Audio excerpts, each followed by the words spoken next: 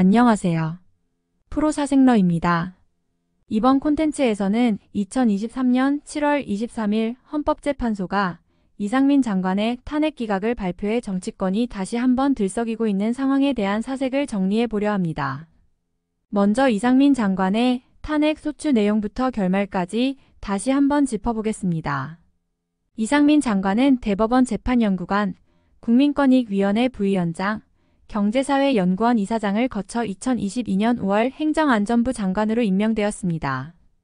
그리고 2022년 10월 29일 헬로윈을 맞아 많은 인파가 모인 이태원에서 유례없는 압사 사고가 발생하여 사망자만 무려 159명에 부상자가 196명으로 집계되는 등 대한민국 근대사에서 가장 큰 압사 사고로 기록되었습니다.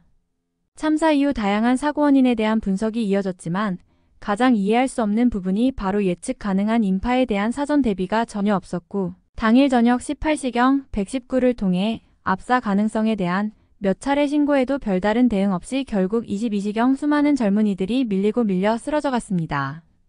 문제는 여기서 그치지 않고 참사 발생 후에도 경찰, 소방, 의료팀의 지휘 혼선으로 제대로 된 구조가 이루어지지 못했고 가장 기본적인 중앙수사본부 미설치와 참사 이후 피해, 인원관리 부재, 그리고 사고 관련 상황과 정보에 대한 대국민 보고의 기망, 끝으로 피해자와 유가족에게 무분별하게 놀러와서 사고를 당한 것, 마약 검사 등의 2차 가해를 하는 문제들을 야기하면서 참사 책임자로 이상민 장관에 대한 탄핵 소추가 이루어졌습니다.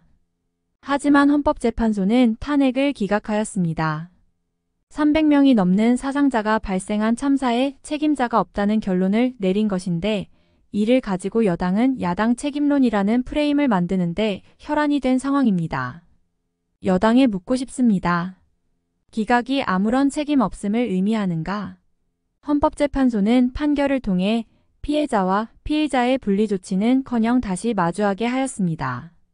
결국 헌법재판소가 피해자와 유가족에게 3차 가해를 한 것에 아쉬움을 남깁니다.